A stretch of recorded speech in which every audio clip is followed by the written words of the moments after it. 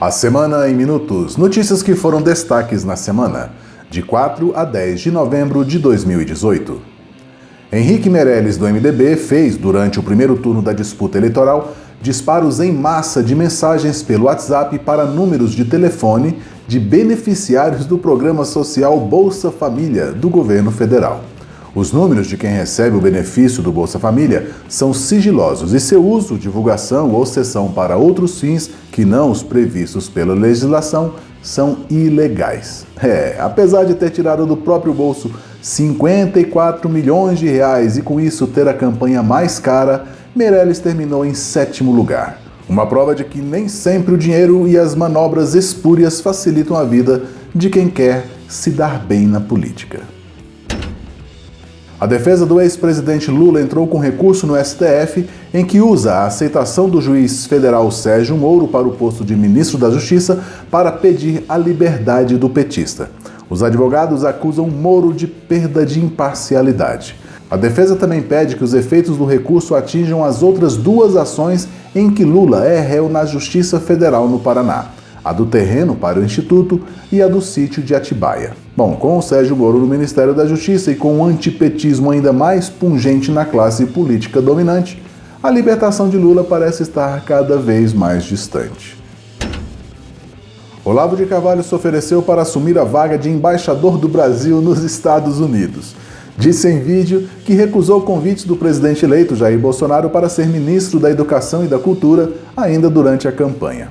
Olavo disse que, como embaixador, teria autoridade total para mandar qualquer brasileiro para fora dos Estados Unidos. Bom, Olavo, que já foi comunista nos anos 1960 e que se diz parteiro da direita brasileira, afirmou que se fosse nomeado embaixador em Washington, obrigaria a petezada a cumprir o que ele determinasse, pois ser embaixador é o mesmo que ser um reizinho. Tem gente que pensa que é Deus, mas alguns têm certeza disso. Integrante da chamada máfia das ambulâncias ou escândalo dos sanguessugas, que é um esquema que desviava recursos de emendas parlamentares destinadas à compra desse tipo de veículos para as prefeituras municipais, o deputado Newton Capixaba, PTB de Rondônia, vai cumprir pena de 6 anos em regime semiaberto. Barrado pelo TSE neste ano, Capixaba tenta se contentar com os míseros 16 anos que esteve no cargo de deputado federal e ainda de ter que cumprir a pesada pena de não poder sair de casa à noite. Mas só à noite. Senadores aprovaram reajuste de 16% sobre os salários dos ministros do STF e, se sancionado por Temer, o impacto nas contas públicas poderá ultrapassar os 5 bilhões de reais. A matéria foi incluída na pauta do Senado sem alarde e qualquer formalização no sistema eletrônico, o que pegou de surpresa a sociedade. Se confirmado, o aumento fará com que os salários dos magistrados passem dos atuais R$ 33.700 para R$ 39.200. Teto salarial do funcionalismo público. O aumento nos rendimentos de ministros do STF provocará um efeito cascata nas contas públicas já a partir de 2019, quando a matéria passa a vigorar. Além disso, o próximo governo ainda encontrará um déficit fiscal que se aproxima de 200 bilhões de reais. Bolsonaro, é melhor já ir se acostumando com as imensas dificuldades que você vai enfrentar a partir de 1º de janeiro. E uma petição online que pede ao presidente Michel Temer que não sancione o aumento já ultrapassou a marca de 2,3 milhões de votos. Se você quiser participar, tá aí o endereço: bit.ly/VetaTemer2018. A Polícia Federal prendeu o empresário Joesley Batista, um dos donos da JBS, e o vice-governador de Minas Gerais, Antônio Andrade, que já foi ministro da Agricultura, por suspeita de envolvimento em um esquema de corrupção, lavagem de dinheiro e obstrução de justiça em ação, que é um desdobramento da Operação Lava Jato. O esquema envolvendo a JBS e políticos utilizava 2 redes de supermercados em Minas Gerais para fazer o repasse de recursos ilícitos, segundo a PF e a Receita Federal. O pagamento era feito também em dinheiro vivo, usando malas e até caixas de sabão, de acordo com investigações. Outros 2 safados também tiveram seus possíveis crimes revelados.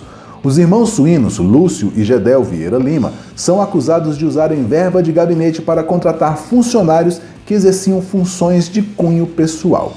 A Polícia Federal entregou o relatório ao STF no dia 8. A corrupção no Brasil não é coisa inventada há pouco tempo. Mendes Sá, retratado na imagem ao lado, foi governador-geral do Brasil entre os anos de 1558 e 1572. Conta a história que ele recebia propinas de mercadores de escravos e por isso foi acusado de se enriquecer ilicitamente. A corrupção do Brasil não está presente apenas em um setor. Não está presente neste ou naquele político ou empresário. Não é exclusividade de um ou outro partido. A corrupção no Brasil é uma epidemia que atinge todas as classes sociais, pessoas de todas as cores, de todas as crenças religiosas, de todas as idades. Combater a corrupção é um caminho viável e que deve ser cada vez mais difundido no país. Mas a mudança da cultura do quanto mais melhor venha de onde vier é a chave para nos tornarmos uma nação orgulhosa de seu povo. Na véspera do Senado aprovar o reajuste da cúpula do Judiciário, o futuro super-ministro da Economia, Paulo Guedes, teve uma conversa em tom ríspido com o presidente do Congresso, Eunício Oliveira, numa sala do Senado na última terça-feira, dia 6.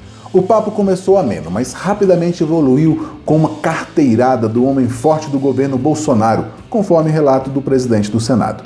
A conversa foi testemunhada pelo presidente da Câmara, Rodrigo Maia, e pelo senador Fernando Bezerra. No relato feito por Eunício ao BuzzFeed News, Paulo Guedes teria dito que não se importava com o orçamento da União, pois o que ele se importa mesmo é com a reforma da Previdência. Guedes teria dito: "Não, eu só quero saber da reforma da Previdência. Se vocês não fizerem, vou culpar esse governo, vou culpar esse Congresso e o PT volta. E vocês vão ser responsáveis pela volta do PT."